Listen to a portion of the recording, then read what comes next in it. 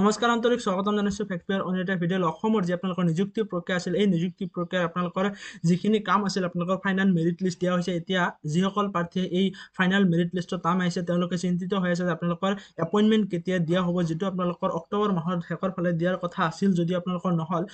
মুখ্যমন্ত্ৰী ডাঙৰীয়াই আপোনালোকৰ সংবাদ মাধ্যমৰ আগত নৱেম্বৰ মাহত দিয়াৰ কথা উল্লেখ কৰিছে কিন্তু আপোনালোকৰ কেতিয়া দিয়া হ'ব নৱেম্বৰ মাহৰ সেই কথাটো স্পষ্ট কৰি একোটো উল্লেখ কৰি কোৱা নাই তো আপোনালোকৰ এই যে আজিৰ আপোনালোকৰ CMৰ যিটো আসামৰ যিটো ফেচবুক পেজ আৰু এই ফেচবুক পেজত গোটেইখিনি কথা কৈছে আপোনালোকৰ কেতিয়া এপইণ্টমেণ্ট দিয়াৰ সম্ভাৱনা আছে পৰিকল্পনা কেনেকৈ কৰি আছে গোটেইখিনি কথা ইয়াতে কোৱা আছে আপোনালোকে যদি চাই honourable chief minister doctor Himanta Biswa Sarma presided over a meeting with top officer at আপোনালোকে দেখিবলৈ পাইছে review the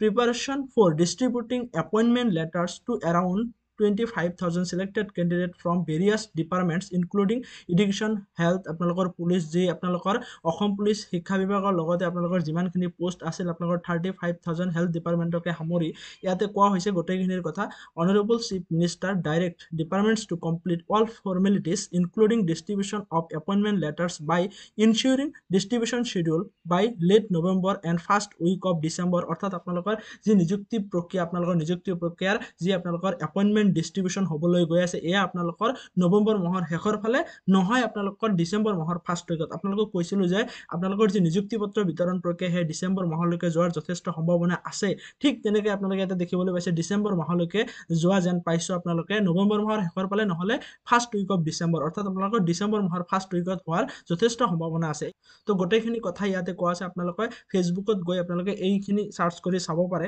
directed departments to complete all pending formalities including the randomization, allocation and posting order to ensure the ceremonial distribution being by the end of November and is